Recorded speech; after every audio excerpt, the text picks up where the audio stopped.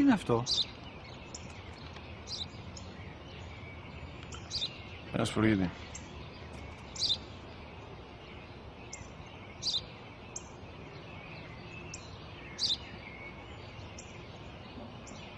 Τι είναι αυτό? Μόλις τώρα στο πατέρα, σπουργίτη είναι.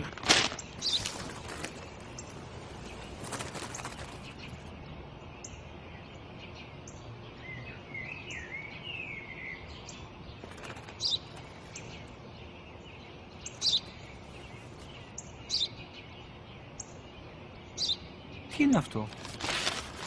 Ένα σπουργίτη είναι, πατέρα. Ένα σπουργίτη. Σπου-γι-τι!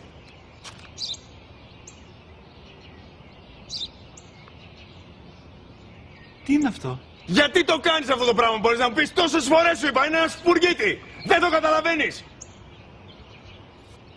Πού πας?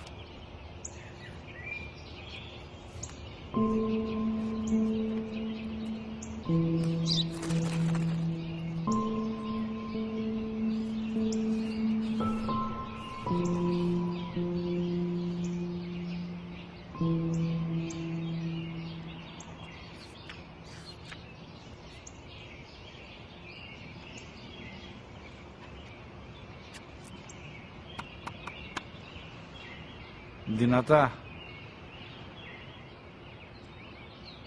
Σήμερα ο μικρός μου γιος που πριν λίγες μέρες έκλεισε τα 3 καθόταν μαζί μου έξω στο πάρκο όταν ένας σπουργίτη ήρθε και κάθισε απέναντί μας.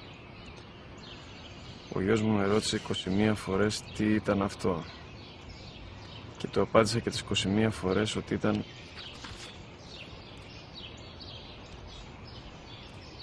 ένα σπουργίτη. Τον αγκάλιασα τρυφερά και τις 21 φορές που μου έκανε την ίδια ερώτηση, ξανά και ξανά, χωρίς να εκνευριστώ, νιώθοντας στοργή για το αθώο μου αγοράκι.